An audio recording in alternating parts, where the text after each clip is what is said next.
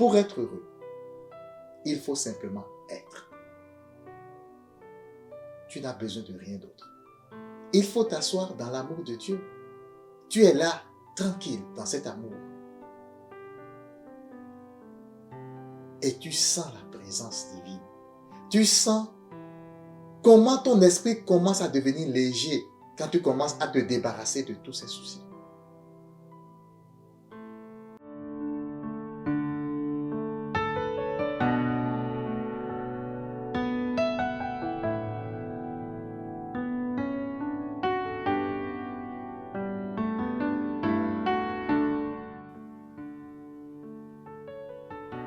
Mesdames et messieurs, bonjour et bienvenue dans notre espace habituel où, ensemble avec vous, nous partageons nos découvertes, nos inspirations, nos révélations sur notre vie spirituelle. À chaque enseignement, nous avançons un peu plus vers cet espace justement intérieur où nous trouvons tout ce que nous désirons. Chers frères et sœurs, chaque jour, lorsque nous nous levons, nous allons à la quête de nos désirs. Nous allons à la conquête du monde pour satisfaire nos moindres désirs. Qu'est-ce que tu veux dans la vie? Comment visualises-tu une belle vie, une bonne vie, une vie qui te soit agréable? Voilà ce qui nous motive chaque matin, chaque soir, lorsque nous nous levons et que nous allons dans le monde pour aller chercher ce que nous appelons communément notre gagne-pain. Mais est-ce réellement cela la vie? N'est-ce pas la survie? C'est vrai, nous en avons certainement besoin pour survivre, pour passer ce temps que nous passons ici sur Terre. Mais notre voyage ici-bas se veut également un moment agréable.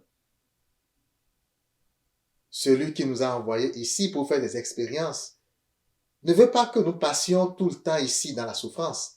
Voilà pourquoi ces moments que nous passons ensemble à définir et à redéfinir ce que nous sommes sont d'une importance capitale. Et si vous ne voulez rien manquer de nos publications, je vous invite à vous abonner en activant la cloche de notification. Aujourd'hui, nous allons parler d'un sujet tout aussi intéressant. Voyez-vous, nous connaissons tous une famille où il y a des enfants. Pendant que les parents s'affairent à préparer la journée, les enfants jouent, ils s'amusent, ils jacassent. C'est la joie. Pendant que papa et maman vont chercher le gagne-pain, les enfants sont à l'école, ils jouent à l'école. Et quand ils reviennent à la maison, on sent que les enfants sont là. Pendant que les adultes réfléchissent à telle ou telle situation, à tel ou tel problème, comment résoudre telle circonstance qui vient de surgir, eh bien les enfants jouent. On dit souvent que dans une maison où il y a des enfants, il y a de la vie. La question qu'on se pose, c'est comment il se fait que les adultes ne peuvent pas jouer autant que les enfants. Est-ce simplement parce qu'ils sont des adultes? Le fait de grandir physiquement nous confère-t-il cette propension à sortir de l'amusement, entre guillemets? N'y a-t-il pas une autre explication à cela? Évidemment, je ne dis pas que tous les adultes ne jouent pas. Il y a vraiment des adultes qui s'amusent dans leur vie, qui profitent de la vie et quand tu les rencontres, tu sens cette énergie de positivité, de joie qui les anime. Quelle est la différence? Qu'est-ce qui fait que certaines personnes peuvent quand même, malgré leur âge, plonger dans cet espace de joie et que pour la multitude, pour la plus grande partie, il est difficile d'y accéder? C'est que les uns sont libres d'esprit et les autres ont un esprit qui est chargé. Et c'est cela le sujet de notre enseignement de ce jour. C'est l'esprit qui donne vie. Les enfants qui jouent dans la maison ont l'esprit libre. Dans certaines cultures, on dit même, regarde comment il ne fait que sourire, il ne fait que jouer, il n'a même pas de soucis. Dans plusieurs cultures, les gens ont cette perception des choses, que ce qui fait qu'on ne puisse pas jouer dans la vie, qu'on ne puisse pas faire ce qui nous paraît agréable et profiter de chaque instant, eh bien, c'est l'esprit chargé. Ce n'est pas pour rien que le Christ dit, vous qui êtes fatigués et chargés, venez à moi, je vous donnerai le repos. Parce que le royaume éternel, le message de salut que Jésus-Christ est venu répandre dans le monde, n'est que cela. Quand on parle du royaume de Dieu, quand on parle du royaume de vie, n'y voyez pas quelque chose de mystérieux ou d'assez éloigné. Non, il s'agit de notre vie ici-bas. Il s'agit d'ici et maintenant. Il s'agit de l'état d'esprit dans lequel tu vis ici et maintenant. Eh bien, c'est ce qui conduit ta vie.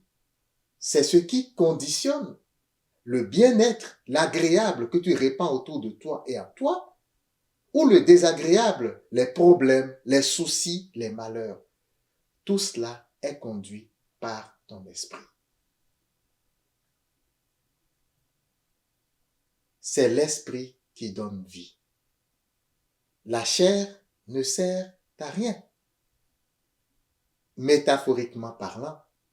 Évidemment, nous avons besoin de la chair pour prendre des objets, pour travailler, pour faire des expériences. De façon absolue, on ne peut pas dire que la chair ne sert à rien.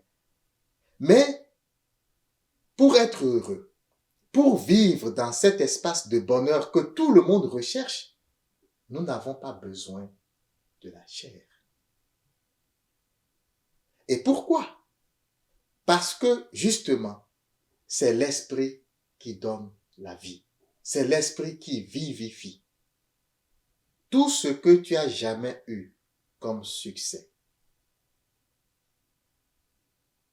toutes les réussites que tu as eues dans ta vie, tout ce que tu as pu accomplir, et aussi tous les moments difficiles, les échecs, les souffrances, les misères, les adversités, les conflits, toute ta vie a été conduite par ton esprit. Tout cela a été mis en place par le biais de tes états d'esprit. Je sais, c'est un message qui est difficile à comprendre parce que c'est tellement abstrait. Lorsque tu tombes malade, c'est parce que tu t'es mis dans un état d'esprit de malade. Et pour guérir, si tu te mets dans un état d'esprit de guérison, eh bien, tu n'auras pas besoin de médicaments pour guérir. Ton esprit a une telle puissance. Et si nous revenons à l'exemple des enfants, nous pouvons nous en inspirer. Ce n'est pas pour rien que le Christ prend un enfant sur lui et dit, le royaume des cieux est pour ceux qui leur ressemblent, les enfants. Le royaume des cieux, c'est-à-dire le bonheur. Vous pouvez remplacer le mot royaume des cieux par bonheur. La belle vie, une vie épanouie, une vie lumineuse. Ce que nous recherchons tous, chaque jour, en courant par-ci, par-là.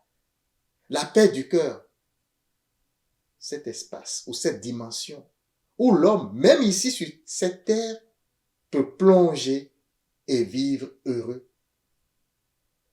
ne dépend que de la légèreté de son esprit.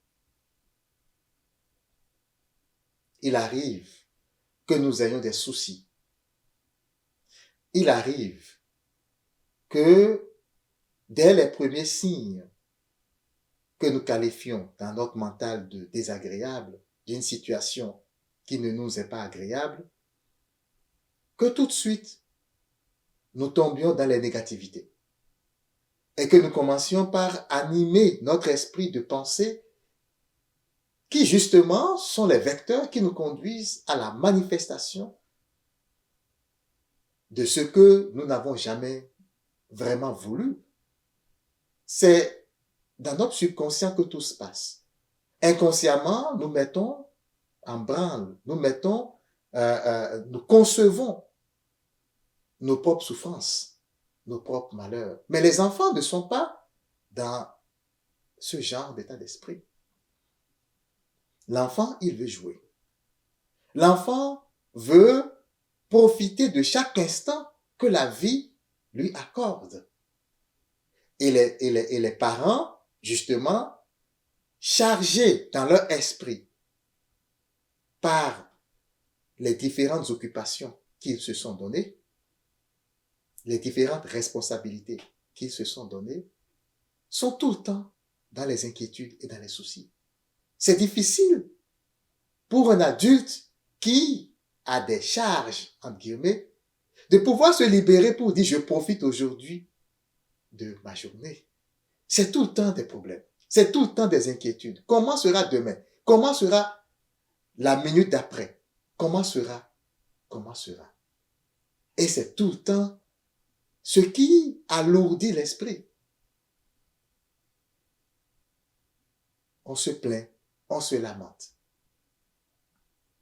Chers frères et sœurs, c'est l'esprit qui donne vie.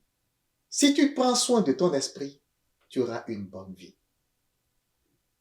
Certains vont me dire, ben non, la chair aussi, si tu prends un poison, eh bien, ton esprit ne pourra pas être en forme. Si tu manges mal, eh bien, ton esprit ne pourra pas être en forme. Je vous le concède, c'est vrai. Vous avez parfaitement raison. Sauf que, pour aller prendre un poison, ton esprit est-il en bonne santé? Ton esprit est-il sain? Voilà la question que nous devons nous poser et qui nous donne la réponse tout de suite. Si tu ne manges pas bien, c'est quelque part parce que ton esprit est aussi troublé. L'esprit prend toujours soin de son corps. Tout ce qui bouge dans le corps, des cellules jusqu'aux organes, jusqu'aux muscles, tout cela, chers frères et sœurs, est conduit par l'esprit. Si vous voulez en savoir plus, je vous réfère au livre spirituel de Emanuel Swedenborg, un scientifique du XVIIIe siècle, qui a beaucoup travaillé là-dessus, le rôle de l'esprit dans le corps, qui a eu beaucoup de visions angéliques avec les anges et qui lui ont révélé plein de choses sur comment est-ce que les trois entités en nous fonctionnent, à savoir l'âme, l'esprit et le corps.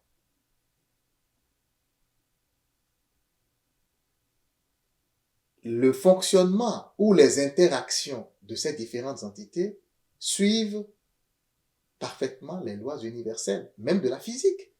Action et réaction. Si nous n'avions pas ce principe spirituel en nous, qui fait vivre le corps,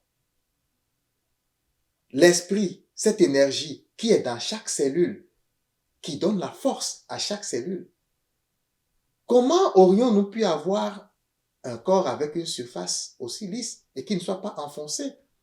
Puisque nous le savons, nous baignons dans l'atmosphère terrestre où il y a du vent, il y a de l'air. Et l'air applique une certaine pression sur notre corps, n'est-ce pas? Lorsque nous portons des vêtements, il y a un certain poids. Et donc, s'il n'y avait pas un principe à l'intérieur de notre corps qui réagit à toute cette pression extérieure, eh bien, nous n'aurions jamais pu avoir un corps aussi lisse. Dès lors que j'applique une force, ça va s'enfoncer, n'est-ce pas? Action, réaction. Eh bien, cela prouve hors de tout doute qu'à l'intérieur de chacun de nous, le principe qui maintient toutes choses en équilibre, c'est bien l'esprit. Notre esprit n'est pas dans notre cerveau. Souvent, avec les scientifiques, c'est ce que nous pensons. Les scientifiques ont pensé et ont affirmé que l'esprit, la conscience ou peu importe, que c'est généré par le cerveau. Un organe physique ne peut pas générer quelque chose de spirituel, chers frères et sœurs. Vous pouvez croire. Je ne vous demande pas forcément de me croire à moi, mais la logique, la simple logique nous dit que la conscience est quelque chose qui transcende le monde physique. La conscience ne peut pas être générée par le cerveau. Bien que beaucoup de scientifiques le pensent et le croient, parce que c'est la théorie de base, c'est l'hypothèse de base de la science qui ne connaît pas le monde spirituel. Notre esprit vient du monde spirituel. Notre esprit est une composante de la conscience, de l'âme. C'est pourquoi lorsque l'esprit prend conscience, ça veut dire lorsque l'esprit se rappelle qu'il vient de quelque chose de plus grand que tout ce qu'il perçoit ici, eh bien la vie change. Le royaume des cieux appartient aux esprits libres, aux esprits légers. Lorsque l'homme vient en ce monde, qu'est-ce qu'il dit? Il se remet beaucoup de carapace, il se donne beaucoup de charges. Même les choses qui ne lui reviennent pas, il se les met comme vêtements, comme manteau. Il s'inquiète de ci et de ça. Il se lève le matin et il pense que tout va mal. Même si ses yeux physiques voient que ça va bien, lui, il pense dans son esprit que ça va mal. Les gens ont l'esprit fatigué et surchargé. Alors, le je suis qui est en toi t'appelle.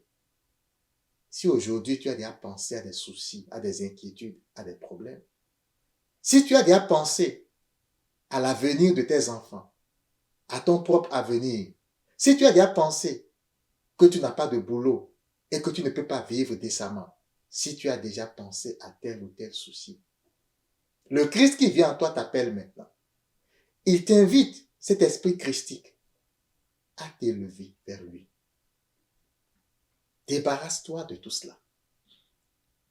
Lorsque tu te rends compte que en toi vit quelque chose qui est plus grand que tout ce que tu perçois ici, eh bien, tu te décharges.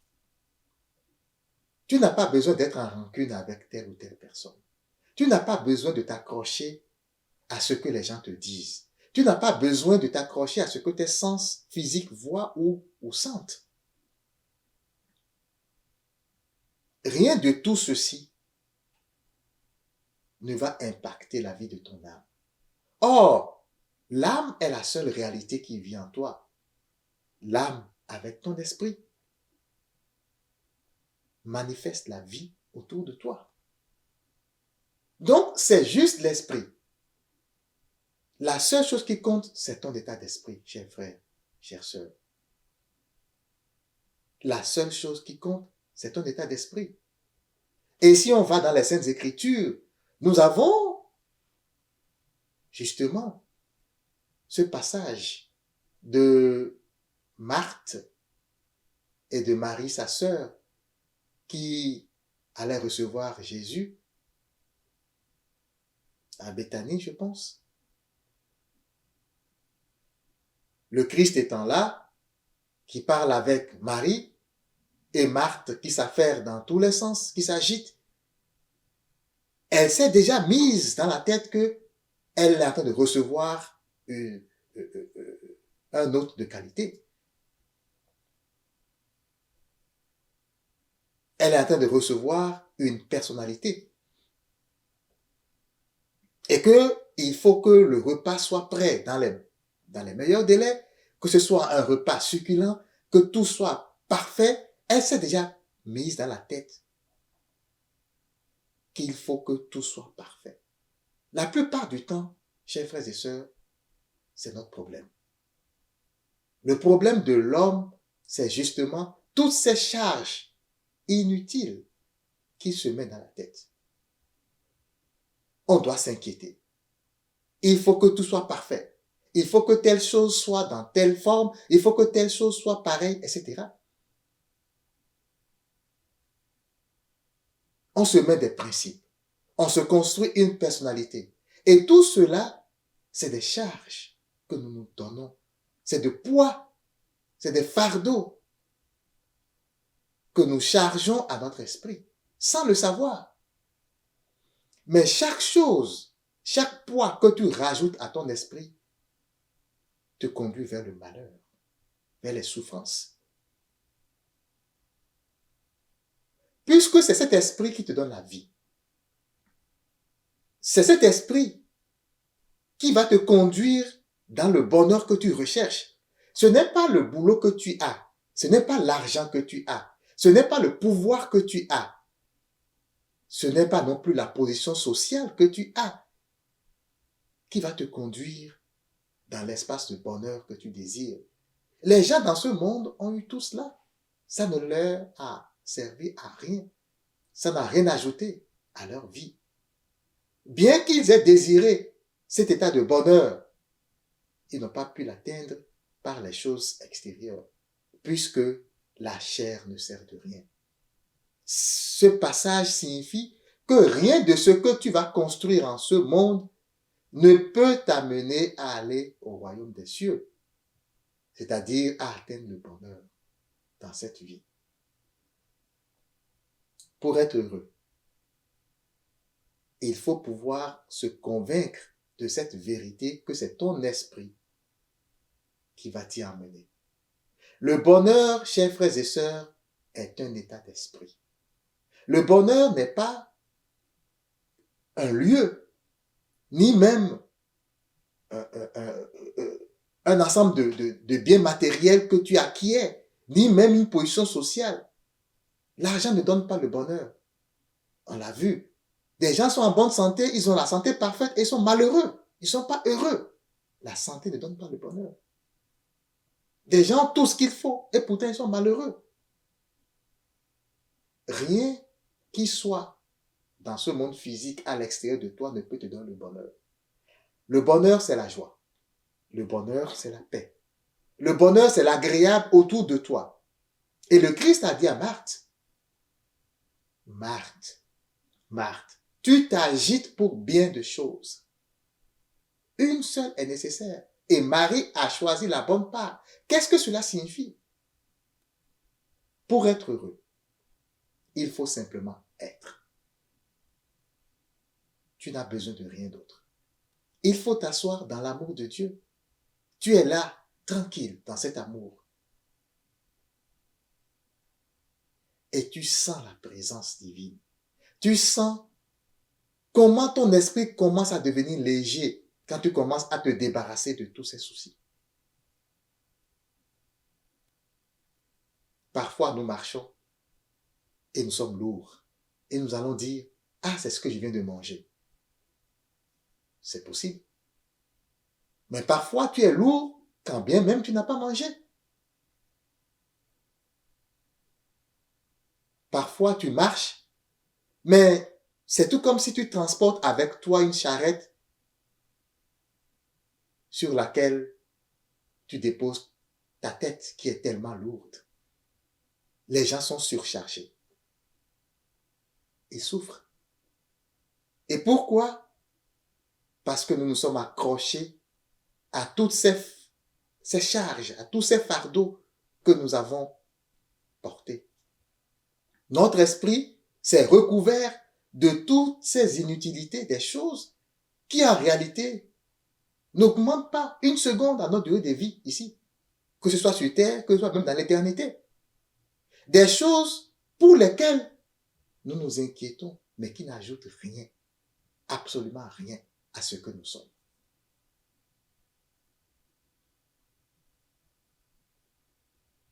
Si tu veux vivre heureux, regarde les enfants autour de toi. Inspire-toi de leur légèreté d'esprit. Car c'est ton esprit, la seule entité en toi, qui peut te donner ce bonheur. Le bonheur est un état d'esprit, chers frères et sœurs.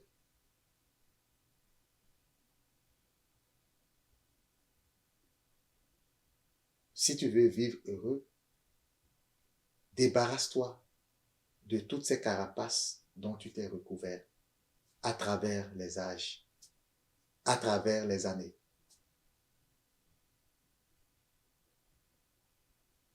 Au fur et à mesure que tu grandissais, tu t'es dit, je deviens maintenant papa, je deviens maintenant maman, je deviens maintenant tel professionnel, j'ai des charges par-ci, j'ai des procédures par-là à suivre. Tout cela n'est que vanité. Je ne dis pas de ne pas vivre. Nous vivons ici. Mais nous n'avons pas besoin de nous accrocher à toutes ces choses pour vivre heureux. Voilà ce que je dis. C'est l'esprit qui donne la vie. C'est l'esprit qui vivifie. Nous devons toujours nous rappeler que même si nous nous débarrassons de tout ceci, même si nous abandonnons tout ce que nous avons acquis sur cette terre, nous pouvons quand même vivre heureux. Et lorsqu'on parle des paraboles, il y en a plein dans les Saintes Écritures qui en parlent. À l'homme riche, le Christ a dit, va et vends tout ce que tu as, puis suis-moi. Il ne peut pas être plus clair, chers frères et sœurs. C'est une parole de sagesse. Et la sagesse du Christ a été mise en branle dans ce monde. Va et vends tout ce que tu as. En réalité, il ne demandait pas à cet homme de se débarrasser de toutes ses richesses et tout. Non, il ne faut pas le comprendre comme ça. C'est une parole métaphorique. C'était un énigme que cet homme devait résoudre. Le Christ lui demandait par là qu'il se détache en esprit de sa richesse. Parce que, remarquez, les gens qui sont riches, qu'est-ce qui se passe? Ils ont beaucoup d'argent, ils ont beaucoup de biens matériels, ils ont beaucoup de pouvoir, certainement. Ils sont entourés de bonnes personnes, certainement. Ils ont des servantes, des servants, des servantes, des gens à leurs soins. Et pourtant, ils ne sont pas heureux. À chaque fois qu'ils doivent se coucher pour dormir, ils ne peuvent pas dormir en paix parce que leur esprit est sur leur richesse. Ils ont peur de perdre ces richesses. Ils ont peur de perdre cette position sociale. On peut être riche sans s'accrocher à sa richesse. Le fait d'être riche ne signifie pas qu'on soit attaché à cette richesse. Le fait d'être pauvre ne signifie pas qu'on soit attaché à cette pauvreté. L'état d'être, c'est l'état d'être. Le fait physique, c'est le fait physique. L'esprit n'est pas la même chose que le corps. Et pourtant, les deux ont des liens. Pour survivre ici, dans ce monde, nous avons besoin de tous ces biens matériels. Nous avons besoin de manger. Nous avons besoin de nous acheter des choses. Certes. Mais la difficulté vient du fait que nous nous accrochons à ces choses. Ce qui fait que lorsque je recherche quelque chose, je m'accroche à l'idée que je ne l'ai pas. Je m'accroche à cette idée de manque. Et ceci, évidemment, dans mon esprit, génère le manque. Ça surcharge mon esprit. Je n'ai pas d'enfant. Je cherche un boulot. Je cherche de l'argent. Et je m'accroche à tous ces problèmes potentiels. Ce ne sont pas des problèmes. C'est moi qui les catégorise en tant que problème. Le fait que j'accroche mon esprit à ces choses fait que ça devient des soucis pour moi. Et je m'inquiète. Et je ne peux pas profiter de chaque instant de la vie. Nous devons apprendre à profiter de chaque instant de la vie, chers frères et sœurs. Tout comme si c'était le dernier instant que nous allons vivre ici sur terre. Sinon, nous ne pouvons pas vivre comme il faut. Le Christ a dit, les paroles que je vous dis sont esprit et elles sont vie. Aujourd'hui, ce que je te dis, c'est une parole qui est esprit et qui est vie aussi. Elle se base sur la sagesse universelle. Et je t'invite à prendre conscience de ta situation spirituelle actuelle. Et à savoir que c'est l'esprit qui donne vie. Si tu es malade, tu peux guérir tout seul, sans aller à l'hôpital. Parce que la maladie a été générée par un état d'esprit. Et la guérison sera générée par un état d'esprit opposé. Il suffit juste de prendre conscience de ça et de changer ta façon de penser. Si tu penses que ce que je te dis là est difficile à faire, ça veut dire que tu n'as rien compris. Ça veut dire que tu es encore dans cet état d'esprit qui qualifie les choses de difficiles. L'état d'esprit conduit à tout. Winfrey Oprah dit, l'on devient ce que l'on croit. C'est clair. On devient ce que l'on croit. La croyance, la foi, c'est un état d'esprit. Donc, si tu veux quelque chose dans ta vie, sache que simplement par la visualisation, tu peux l'obtenir. La visualisation, c'est le fait de mettre ton esprit dans un certain état où il est dans le futur, où il visualise qu'il a déjà obtenu ce qu'il cherche. C'est une technique qui est sans appel. C'est puissant. Ton esprit peut tout pour toi dans cette vie. Pourquoi? Simplement parce que ton esprit provient de Dieu. Ton esprit provient de ta conscience. Ton esprit est et devrait être en étroite collaboration et relation avec le je suis qui vit en toi, qui est en toi. Voilà pourquoi on dit, c'est l'esprit qui vivifie. Ne pense pas que tu as besoin de beaucoup te gêner, te déranger, faire des choses dans ce monde pour obtenir ce que tu désires. L'intelligence, c'est justement cette ouverture d'esprit pour rentrer dans la révélation que le bonheur que nous cherchons est à proximité. Tout le monde, presque, a des enfants qui l'entourent. Même si ce n'est pas dans notre propre maison, nous avons des enfants ailleurs que nous voyons jouer. Au lieu de dire, c'est parce qu'ils n'ont pas de soucis, on pourrait dire, moi j'ai des soucis, mais c'est inutile. Je regarde mes enfants jouer et je vois que mon enfant a de la joie. Mon enfant est vraiment en joie. Quand il a faim, il demande. Et on lui donne ce dont il a besoin. Nous, notre père, en tant qu'adulte, même si ton père physique est déjà décédé, ton père spirituel est toujours là. Le problème, c'est que tu ne crois pas qu'il est là. L'homme pense qu'il est toujours seul, qu'il est abandonné de tous, qu'il est abandonné de l'univers, qu'il est abandonné de Dieu. C'est notre croyance. Et c'est ce qui fait que nous végétons dans les lamentations, dans les plaintes, dans le manque, dans le sentiment de manque. Tu n'es pas seul. Tu n'as jamais été seul. Les gens qui font les expériences de mort imminente nous rapportent ces témoignages. Tu as ton ange gardien qui est avec toi à tout instant. C'est le messager de la source. C'est le messager de Dieu. C'est le messager qui est là pour t'aider en toutes choses. Et il te chuchote des choses à chaque instant. L'intuition, ton intuition, c'est la voix de la lumière.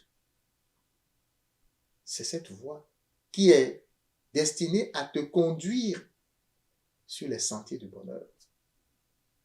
Et si tu écoutes cette voix, tu vas te rendre compte que elle t'invite à te sentir comme un enfant, à te sentir léger, à te sentir libre.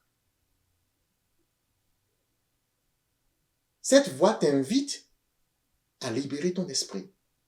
C'est pourquoi le Christ dit, venez à moi. Le moi dont il parle, c'est le moi mystique, c'est le je suis qui vient en toi. Élève ton esprit vers ton âme, cher frère, chère sœur, et tu auras le bonheur.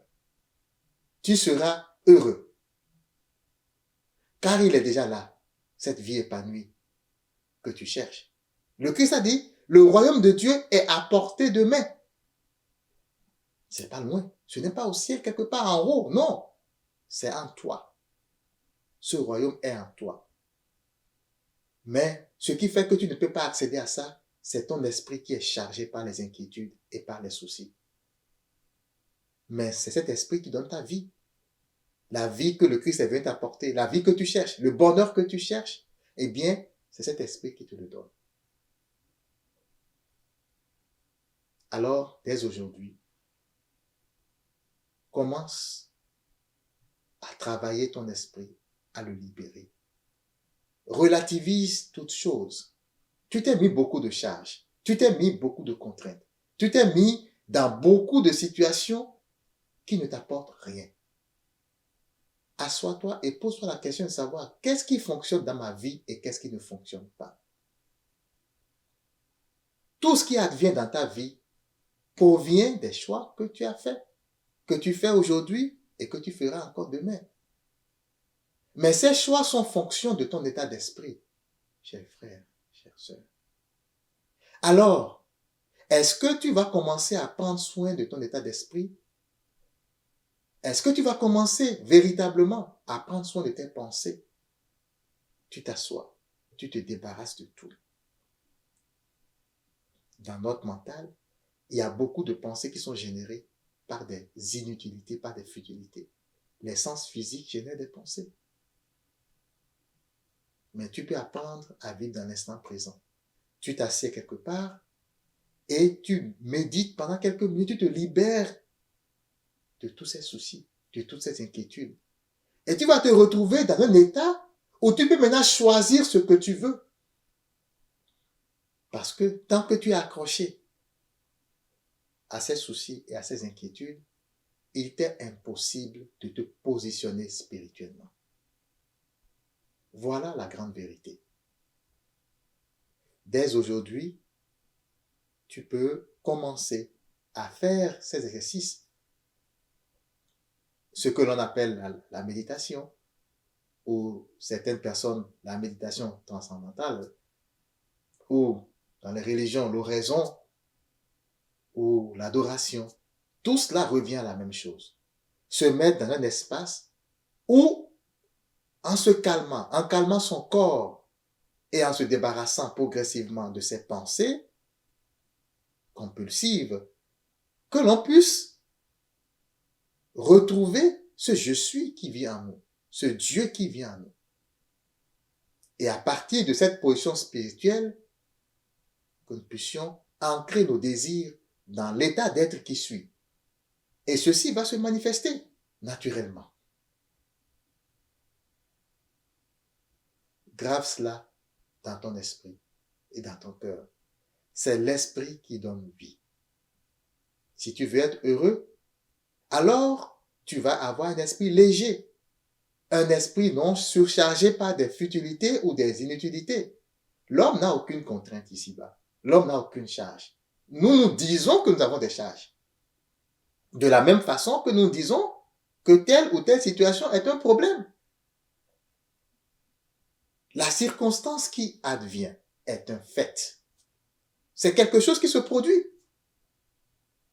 Ce n'est pas un problème. C'est toi qui dis que c'est un problème. Et puisque tu dis que c'est un problème, ça devient un problème. Voilà comment la vie fonctionne. Alors, grave cela dans ton cœur.